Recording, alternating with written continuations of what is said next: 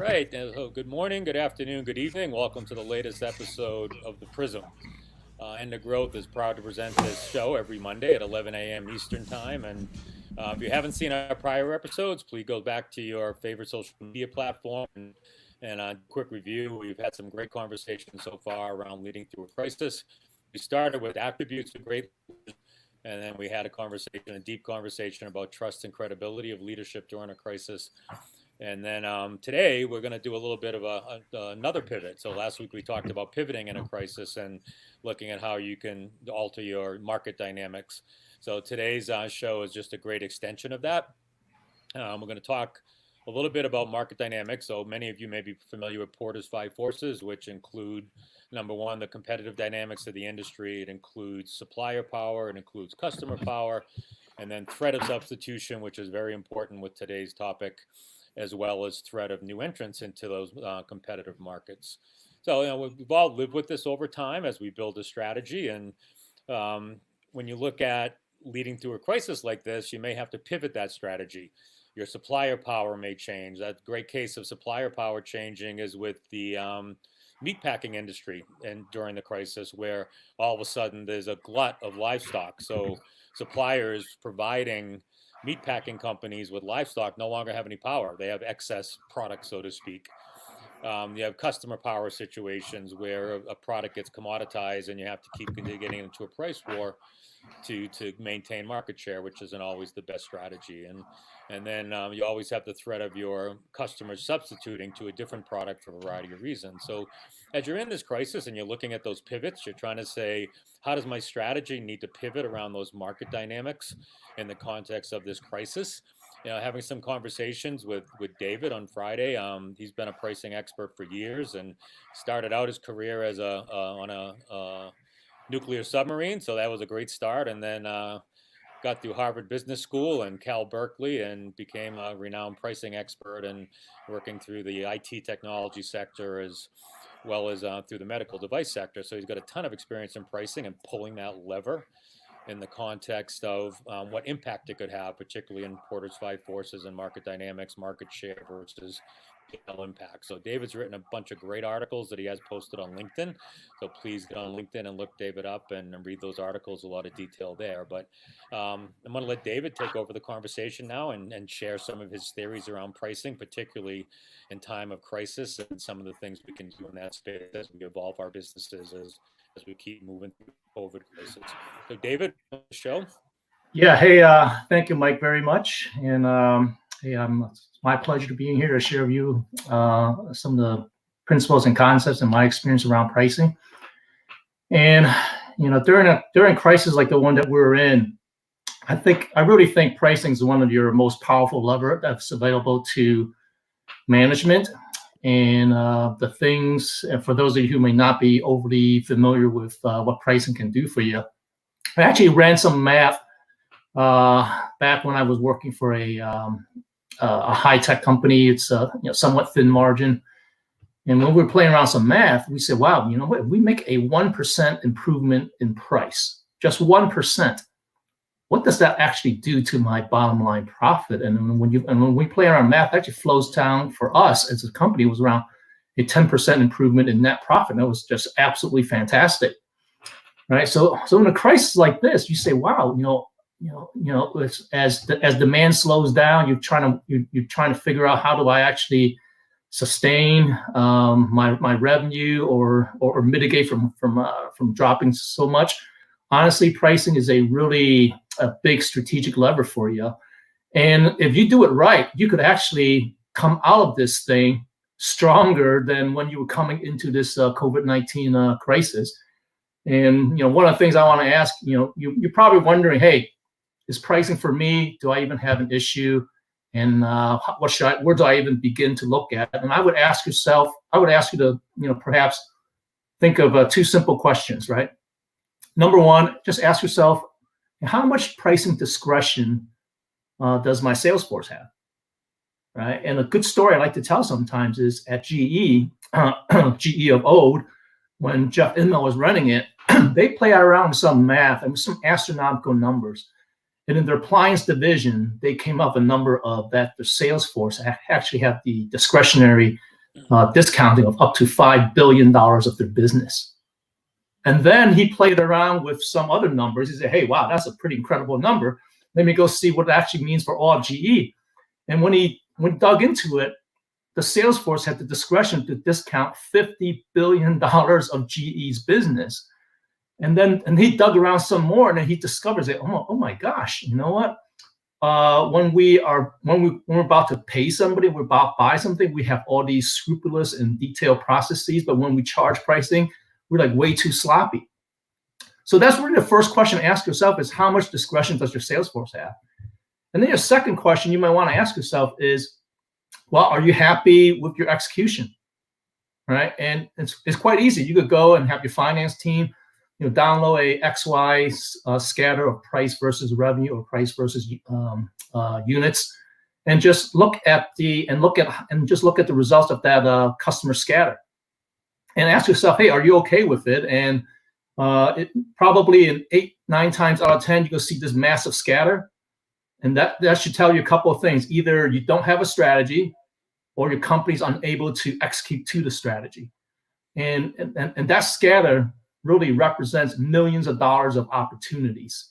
So I'll pause here and maybe go to either Mike, Tim, or Jim, Joe, and see what questions you guys might have that the audience. I got a comment. I think it's a fascinating phenomenon what you brought up, and the size of GE. Obviously, the numbers are massive in the $50 billion range with Salesforce discretion, but I ran supply chain my whole life, and every quarter we would get pounded on by the business to get costs down on inbound costs in the supply chain to reduce COGS.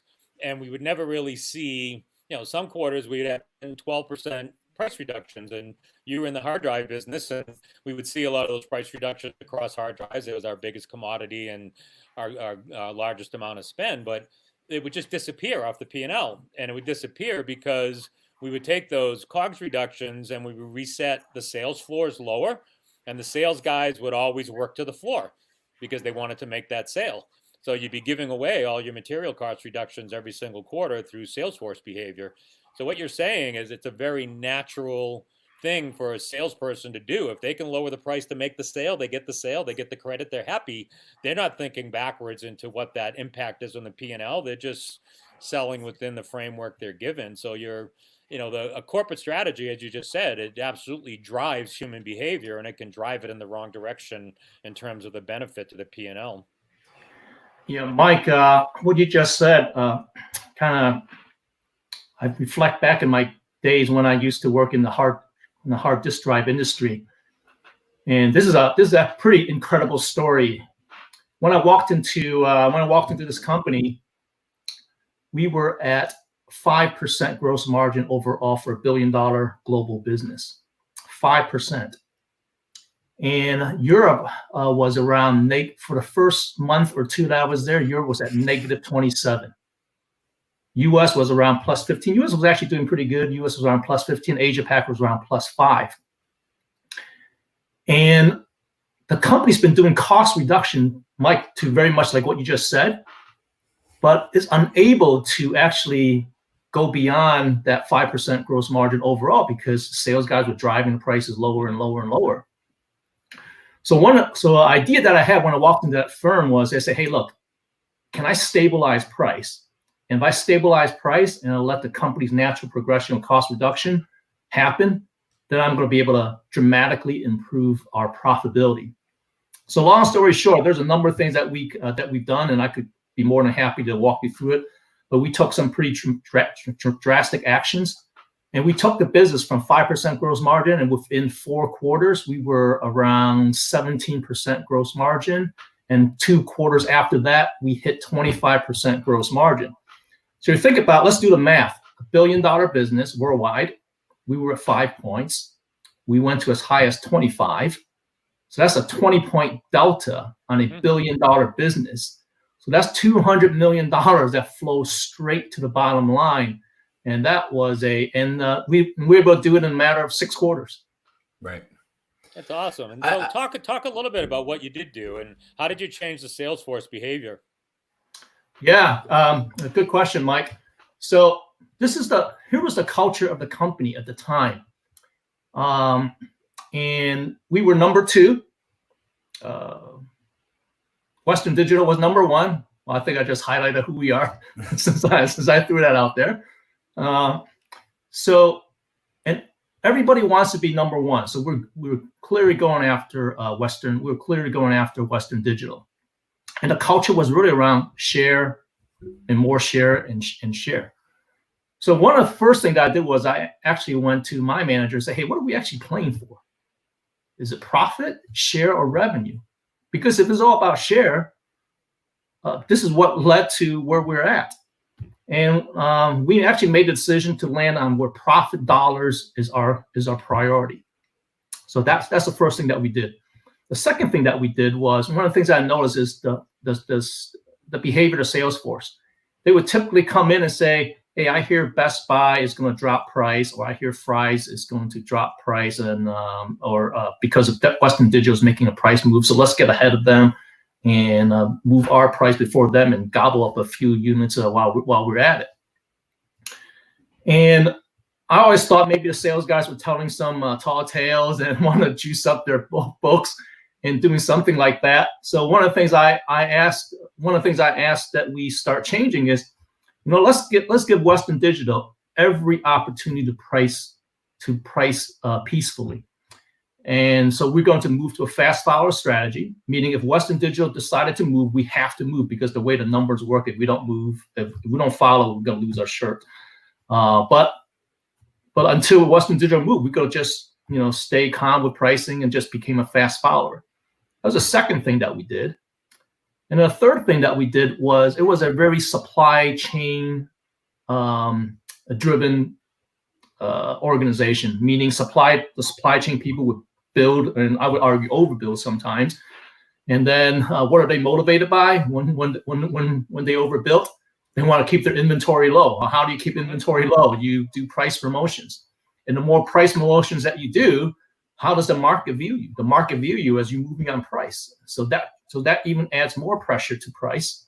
So we moved away from a supply-driven organization to more of a market demand, true customer demand organization in terms of where do we land a price, where do we drive profitability. And then, by the way, we came up with some tools. And when you add all these things together, that's what led to this rapid acceleration of $200 million that got added to the bottom line.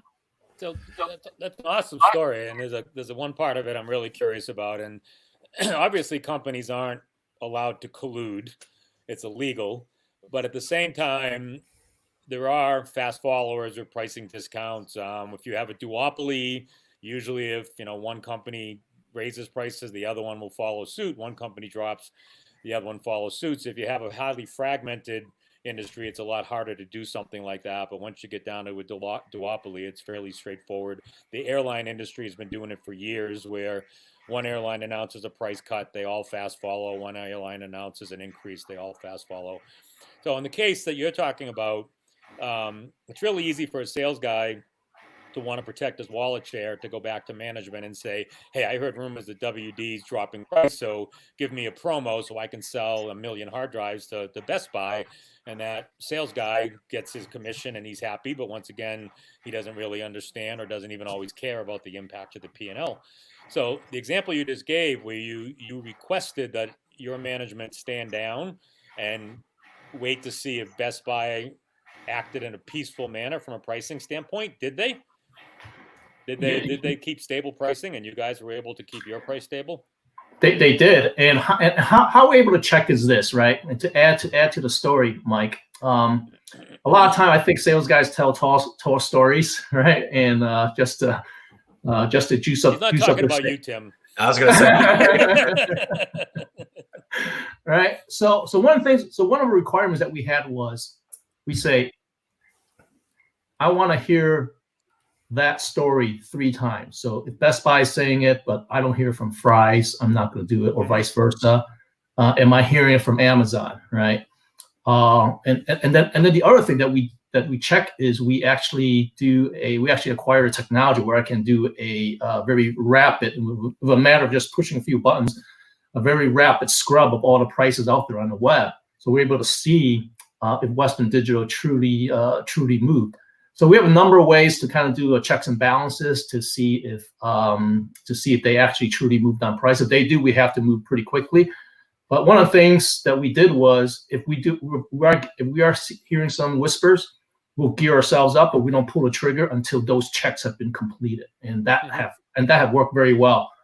Now, sometimes when we got into a crisis, and here's how we signal to our competitor to compete peacefully. We would write a letter, and telling our distributors worldwide, and saying, hey, look, in 1 or 2, you probably want to give a 1 or 2 months period, say, effective on this day, 1 or 2 months from now, we will plan on moving price from X to Y. And inevitably, this is what happens. There are spies out there all over the place, right? So once that letter gets to our distributors, you could with 100% certainty that is going to ripple through, and our competitors going to hear about it. Then there's a choice that they have to make. Am I going to follow suit, right? Or am I going to stay put? And in my experience, when we've done it, a couple of times, our competitors chose to follow suit, right? Because they always thought that they also think it was in their best interest as well. And that's a way where we can, and this is the way we signal to the market and actually be legal about signaling to market, because we are talking to our distributors, right? And but then the market will react to that. David, getting back to your General Electric story, I mean, isn't that discretionary pricing basically, is that the slack in the system to essentially figure out and pinpoint customers' willingness to pay? In other words, they're giving their Salesforce the ability to really try to do price discrimination, right, based on each individual customer, and they have, they're negotiating, a price point. Now, your Salesforce might be bad at negotiating, so that you're giving away, you're leaving profit on the table.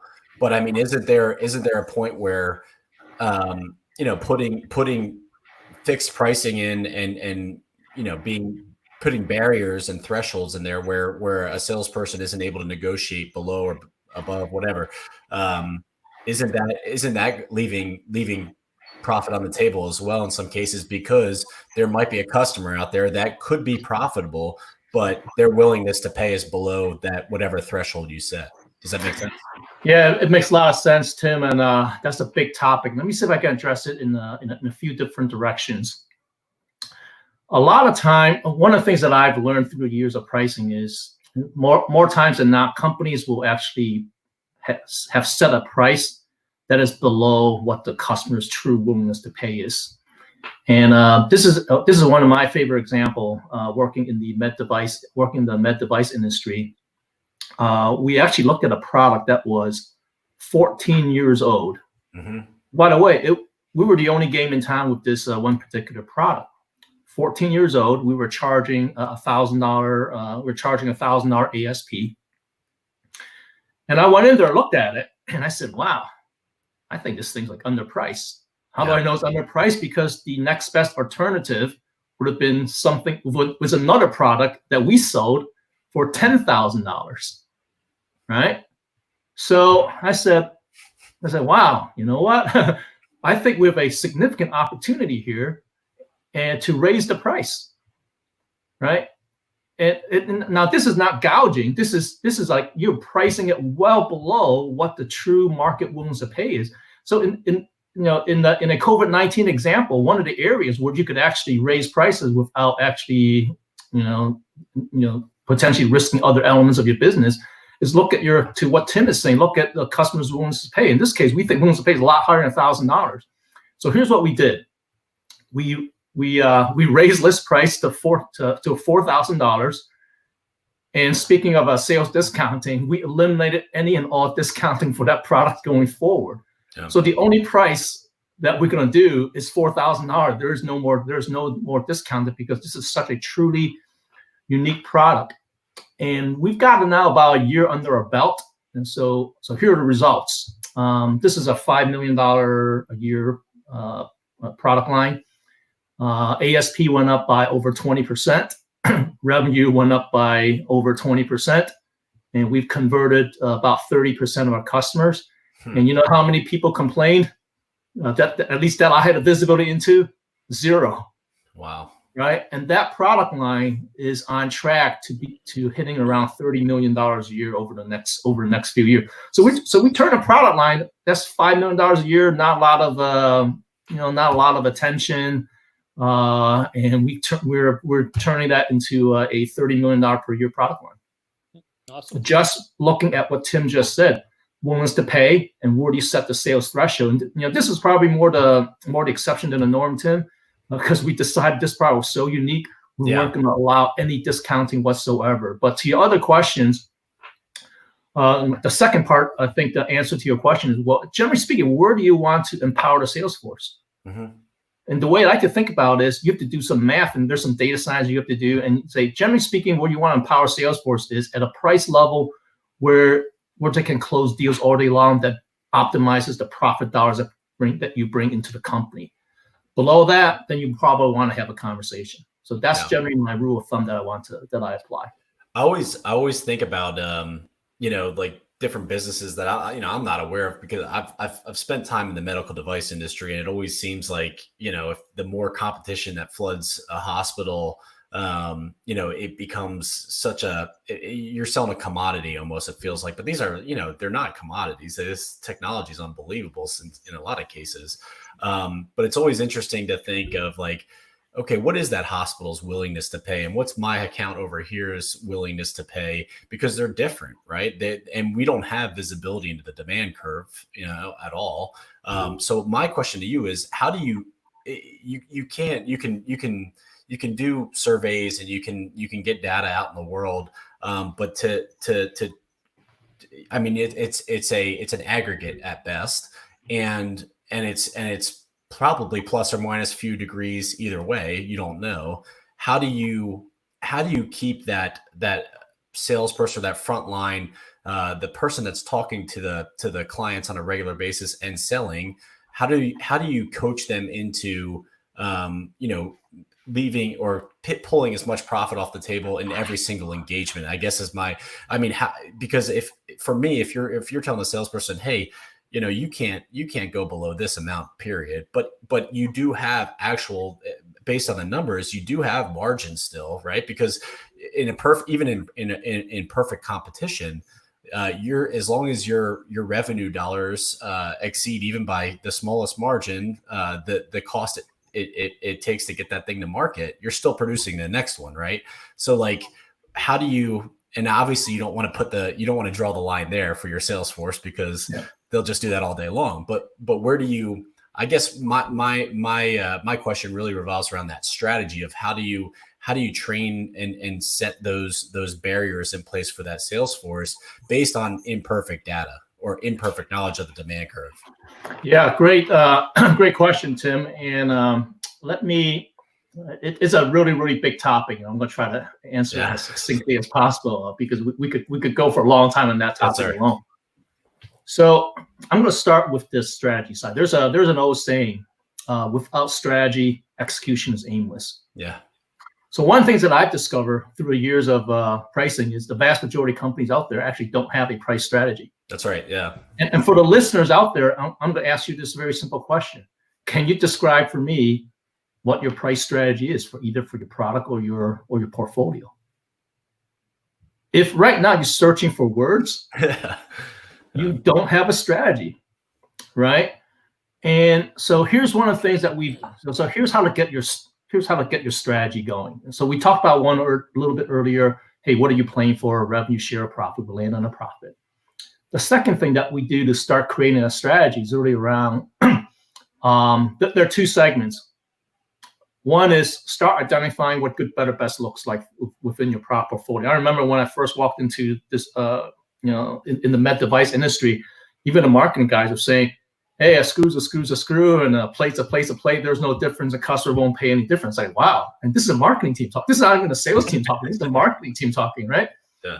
So what we did is we locked ourselves in a room for a few days, and got the marketing guys to work together to build a good, better, best, right? So what are we trying to accomplish with good, better, best? What customers would typically would do is to actually commoditize everything that you have, right? In fact, I have a procurement guy who told me once, David, my job is to commoditize everything that you own and like to see you try to stop me from doing it. Right? That's the realities of B2B negotiation. So by creating good, better, best, one of the things we're trying to do there is we don't want to end up in a situation where we're selling a Cadillac to a Chevy buyer at a Chevy price. So if the customer says a screw is a screw is a screw, is a plate, a plate, a plate, great. Here's my good plate and here's a price I want to meet. Oh, but I really want your best plate. Well, that best plate is going to be X amount of dollar premium. So then you start forcing some of those price value trades. Now, the other thing that we're going to do, so that's really looking at the portfolio good, better, best strategy. Now, the other thing is trying to ascertain pricing power. So how do we ascertain pricing power? So one of the things we did with portfolio was we actually categorized it into 3 buckets. You know, I'm going to use fancy terms, but I think when we talk to sales guys, we don't use these so much fancy terms. But it boils down to these 3 things: value, protect, and reset. So value products. So we're going to take all our products and bucketize into those three categories. Value products are essentially Me Too products. Not a whole lot of differentiation between one company versus the next. And by the way, those products have high visibility, where companies are laser focused on comparing, your price versus the other guy's price. So bucketize which of your portfolio falls into value, and those are the ones you may have to be ready to acquiesce on price, in order to win some of those revenue deals, some big revenue deals. And then on the other extreme, we categorize products that are called protect. Indisputable in value, we have evidence, we have marketing collateral, we got the story, and those are the ones we're going to hold the line best we can on pricing. And then we got the reset products. Reset products could be a whole bunch of things. It could be Me Too products, but products that doesn't have a whole lot of visibility to the customers. It could be things we priced it way too low in the past. Now we want to recalibrate. So now you have 3 categories of products that should have different discount policies that we arm the sales guys with. And that's what I suggest, company go to market with. Think about your brand positioning, think about your pricing power, let the sales guys know, how, your expectations, and generally speaking, is it going to run perfectly in all cases? No, but that's where a lot of the one-on-one conversations that I've had, with folks like Tim over the years to have those, passionate conversations. So, David, let's shift gears a little bit. We're going to stay on the same topic, but I want to go inside the current crisis and look at a real-time example, which is fairly unique. And as I start to talk about it, you'll understand immediately why it's unique. So if we talk about our so-called pending meat shortage that's coming up, we know that COVID has forced meat packing plants to close. But what I was really, really fascinated by was the methodology the CEO of Tyson took. He immediately took out a front page or full page ad, I think it was either Wall Street Journal or the New York Times, and said to the world, I'm going to be shutting down a bunch of my plants because of COVID, and meat prices are going to go way up because we're going to have shortages. So in terms of signaling as competition in a market that's not highly fragmented, there's Tyson, there's Smithfield, there's a few other competitors in there. He sent out a big signal to everybody else in his industry that by doing the right thing for our employees, by closing the plants because of COVID, we're going to be able to charge extraordinary prices for our product. And he's looking for those other competitors to follow him with that, full page ad. Same time, he's setting the expectation with his customers. So he has power over his customers. And he also cratered his supply chain because reducing demand for the livestock just made the livestock prices go way down. So his inbound procurement is really easy at a very low cost. He can run at reduced capacity and get up to 300% more for his product. So his P&L, even though he's running at reduced capacity, is going to look incredibly healthy. and he signaled that. Smithfield followed. Meat prices are going through the roof. There's been a run on the bank because of that one-page ad. Everybody ran to their grocery store, and every time they get meat, they're filling up their freezers the best they can. So with a one-page ad, this CEO of Tyson totally changed the pricing dynamics of the meat market. He took away customer power. There is no big threat of substitution. There's no threat of new entrants. And his suppliers no longer have power on the inbound side. So he did a classic Porter's Five Forces market play here. And when you and I talked about this a little bit on Friday, you brought up this sense of fairness, where consumers have a sense of fairness in the prices they're paying, and that can have a long-term impact. Now, in the meat industry, even when it gets back to normal, consumers don't have a lot of power other than not to buy meat at all. Do you think the people are going to look at this and they're going to say, okay, it's a crisis, so it is what it is? Or are they going to say, these guys are taking advantage of us and there's no sense of fairness here? And if that's the case, do you think it has a long-term impact, or is this all going to slide through and people are just going to forget about it once this crisis is over? Yeah, that's a great question, Mike. I mean, I'll give you my perspective on it, just from a pricing principles. And I certainly don't have a crystal ball to this one, but certainly be glad to share my views on it. Generally speaking, conceptually, here's how I like to look at willingness to pay, right? And this is something that I've learned over the years, and you're not going to find a book on it anywhere. It's just from just years of doing pricing. And I almost hesitate to give you an equation, because equations imply some sense of precision. So it's not that. It's more of a guidance in terms of how to think through the problem. So the way I like to look at willingness to pay is equal to the perceived value of the transaction plus the purchasing dynamics of the transaction, right? And the purchasing dynamics, one of the things that goes into the purchasing dynamics of transaction is really this perception of fairness. All right. So to your point, Mike, with the meat industry raising their prices, will willingness to pay go up because of the supply and demand? Absolutely. But would the brand be damaged in the long term, right? Because of the perception of fairness, that the public may think that that somehow they're being gouged or being harmed. And I think that's something to really think through. I certainly don't have an answer, but what I can provide is how do you actually think through that problem? Hey, I have a short-term opportunity here. I can raise my prices. I send out an ad. Everybody, all my competitors follow, or competitor meaning one competitor follow, right? And I have a lot of pricing power, and I can pull this off. Great. Well, you could do it. You could do it from a short-term perspective. By the way, I've done it before at another company. But then you have to think about, is there a long-term consequence to that?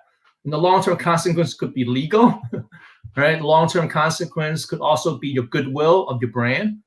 And if you don't think there's a long-term consequence, that it may be the right call. But sometimes, for us, having worked in healthcare, sometimes the goodwill and the brand of the company will weigh more than perhaps some of these short-term gains.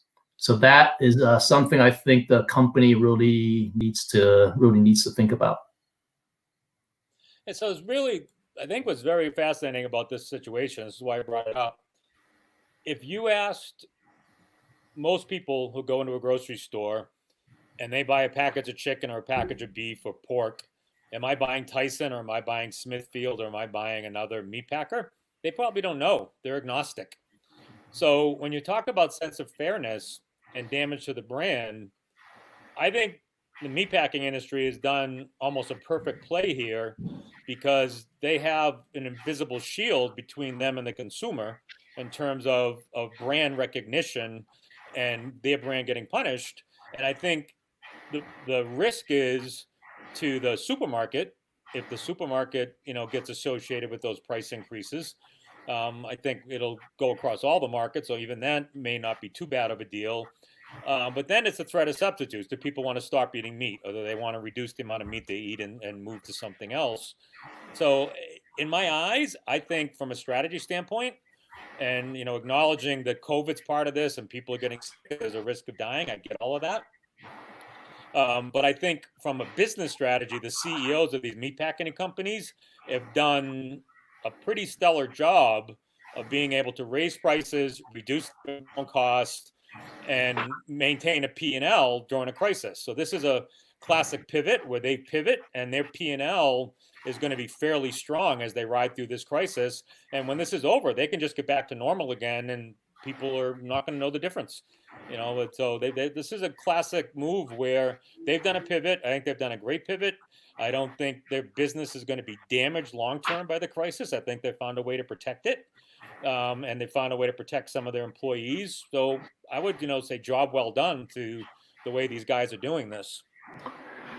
Yeah. I think there's certainly, Mike, you're spot on. I think there's certainly a predicament to be able to pull it off. I do encourage, companies who are maybe thinking along those lines to, think about that long-term consequence, the goodwill, and maybe it doesn't necessarily apply to them. But that's something I would strongly encourage to think about, right? Yeah. So we just got a comment from the audience, and there's a prior comment from Yako, which I'll answer at the end. It has to do with supply chains impact with all of this. But Jacqueline sent it in, and she's basically saying that she feels like this is greed. She feels like it's price gouging. They're taking advantage of the situation, and she just won't purchase meat. So if you look at it from that perspective, there's a classic example of somebody who's not seeing a sense of fairness here, and they're just going to walk away and they're going to substitute. They'll substitute some other food product until things go back to normal. So it gives you both sides of the coin. Yeah, I think there's something to say about the power of the consumer for sure, because when you have this Tyson scenario, I myself, right, I went to a local farmer and said that your beef prices are in the tank. So how about a half a cow and fill up the half a cow from the local marketplace and still solve my meat requirements and all of those kind of things. And I think a lot of consumers are getting driven that way also. I think it depends too on your consumer, your market. I mean, how educated is your consumer, right? Are they going to see are they going to look at it like you just did, Mike, and assess it from like a Porter's Five Forces lens and say, hey, that was a really, interesting business play, and I get it and I understand because of, all these different dynamics? Or is somebody that's, shopping and pushing a cart with 3 kids in the grocery store going to look at it and say, these guys are, really screwing me over and taking advantage of the situation? So I think, and there's obviously different consumers for different industries out there, but I think that also has to be taken into consideration. I think the majority of, the buyers of grocery or produce or any kind of products like that are mostly, probably not going to look at it through like the lens that you just described. So I think there's probably going to be some blowback as our viewer Jackie basically said. She's gonna substitute. She sees it for being what it is. It's kind of greedy and that sort of thing. So it's just an interesting take. It is. Yeah, I totally understand Jacqueline's comments and her sentiment about this, and she's exercising her right to substitute. She's going to go to something else. But there's a very, very, very simple way to measure the success of the strategy I just talked about with the meatpacking plants. If every supermarket in my area, every single one, if you walk in there today, and there's probably 7 of them I can drive through, there's no meat. It's gone. Oh yeah. So until the meat starts showing up in those cases and staying there and just being bought at a normal rate, the meatpacking companies are doing the right thing from a pricing standpoint, because the consumers are absorbing the increases, greed or not, taking advantage or not. So until enough consumers act and that meat starts to pile up, the behavior will not change. No, absolutely. I 100% agree. And I mean, I think they just found, that gap of the profit they're leaving on the table, right? I mean, there's a perfect example of, hey, this is not COVID or not, the customer's willingness to pay is right here. And I, as a business, need to raise my prices to for the good of my employees and my business and my shareholders, et cetera. But there is some blowback. Obviously, if you're a competitor, you could probably make the case that, hey, Tyson took advantage of individuals. This is post-COVID. Take out a same full page ad and say this is what they did at your most vulnerable time, and they could play that emotional card as well. So there is some stuff around later blowback from down the road that if people will do that, and it'll actually have an impact. It all depends on capacity and supply and demand and all that good stuff. But you're totally right. There's always the risk of long-term damage to the brand. But I just thought this was a real-time example of the pivots we talked about last week. Oh yeah. Companies, independent of the human tragedy, companies are still trying to be sustainable, and I should say in parallel with the human tragedy, companies are trying to stay sustainable, and they're making these pivots. And this meat industry thing is a classic pivot. Mm-hmm. And they are hurting people in the process. They're hurting their livestock producers. There's millions of chickens that are being euthanized because there's no throughput at the meatpacking plant. So there is some damage being done here across the board. But the meatpacking companies have found a way to pivot to keep their business sustainable during this crisis. Yeah, let me give you my perspective on how I've done things in the past when we are raising prices pretty dramatically. And let me share you a story of some surgical instruments where we raised prices by as much as 100%. And so here's a story. I actually challenged my team and said, hey, I think there's an opportunity for us to raise our surgical instruments by 100% and be successful at it. And a lot of people thought I was crazy, right? Imagine say, hey, I think I can raise the prices by 100%.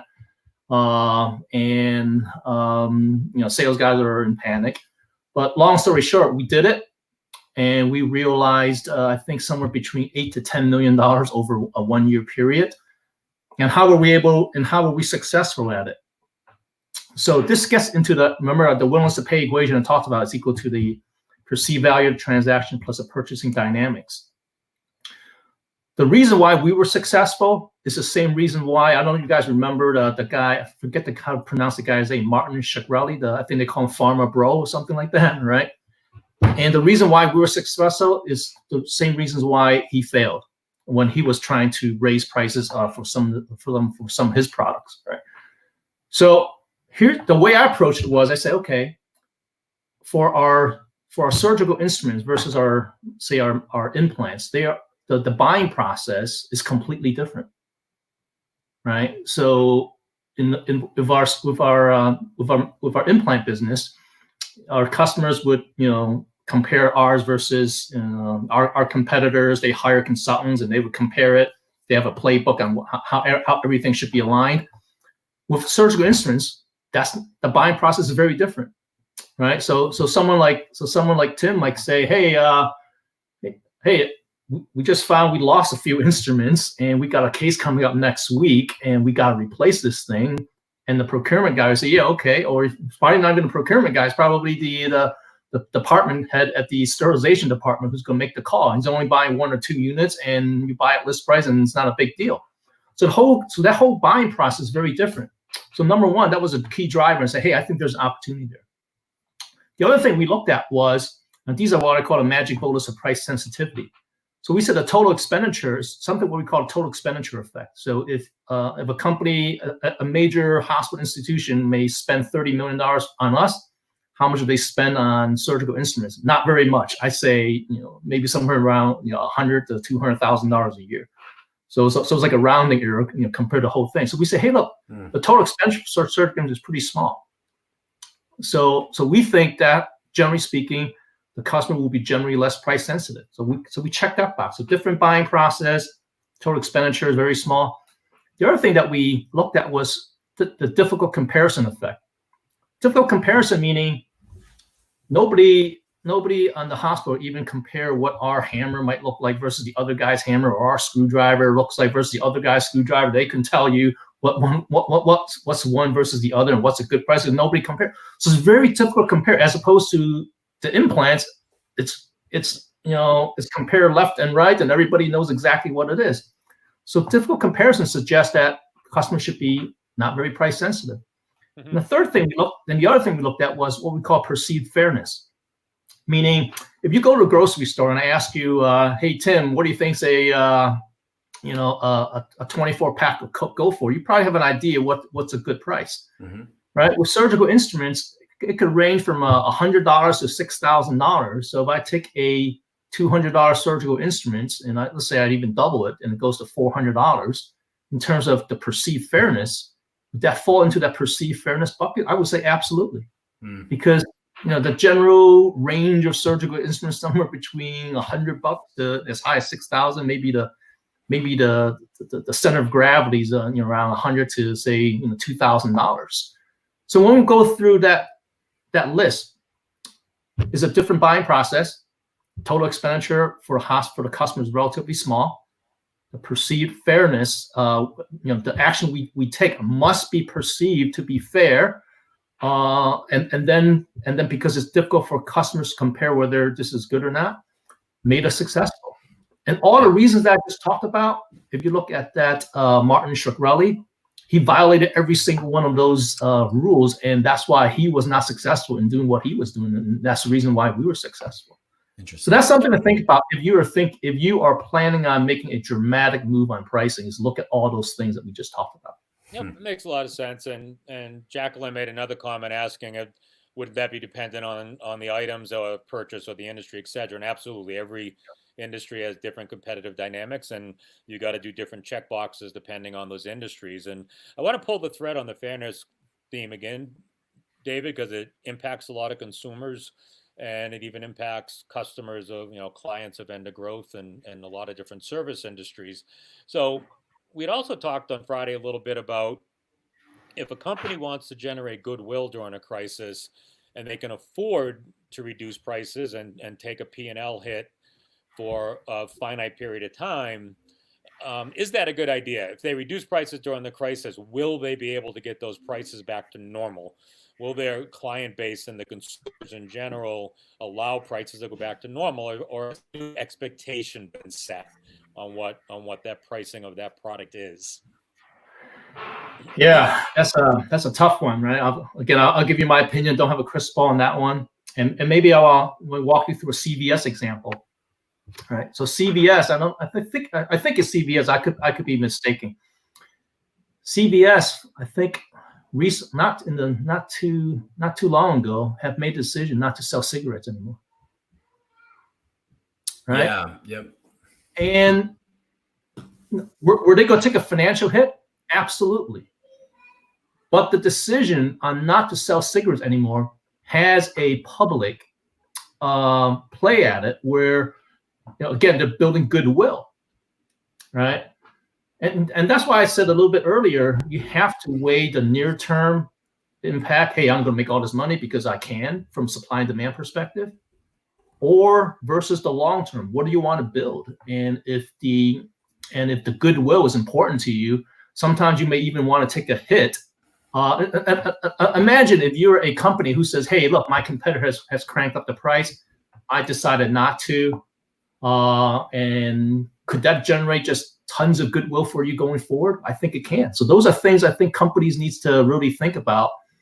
And I don't think there's one cookie cutter answer for every company, but you have to weigh the punchline is you got to weigh the short term gains with the long term implications, and you got to weigh that. Each company's got to make their own call and weigh those and weigh those pros and cons. Okay. So we got a couple questions we didn't get to yet. An early comment by Jaco. We're running out of time, so I want to make sure we get there. So Jaco talked about the role of the supply chain in all of this, and from my side, being in supply chain for decades, it's supply chain obviously impacts sales and what sales can sell for, Jaco, from a profitability standpoint.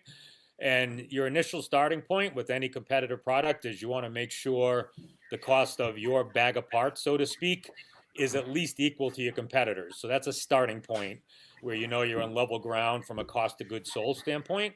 You also have to layer in the cost of sales and SG&A cost on top of that, and then the expected profit margin. So when you're going to market with any product, you have a target purchase price for the bag of parts. You have a target sell price for the value-added product, and you want to make sure that you get the expected gross margin out of the gate. So then if the market starts to get declining prices and the product starts to get commoditized, the pressure continues to be put on the supply chain to keep up. So every quarter you got to get reductions in supply chain costs that allow the sales team to at least meet their minimal gross margin goals and revenue goals and things like that. If you have innovation in the supply chain that allows your bag of parts to be less costly than your competitor, then the business has some strategic decisions to make around whether you're going to just keep things the same from a product standpoint and get more gross margin per product, or you're going to leverage your cost advantage and reduce price and try to get more market share and get more absolute profit dollars, even though your gross margin percentage is lower. So they're very much intertwined and codependent on each other, from a supply chain and a Salesforce standpoint.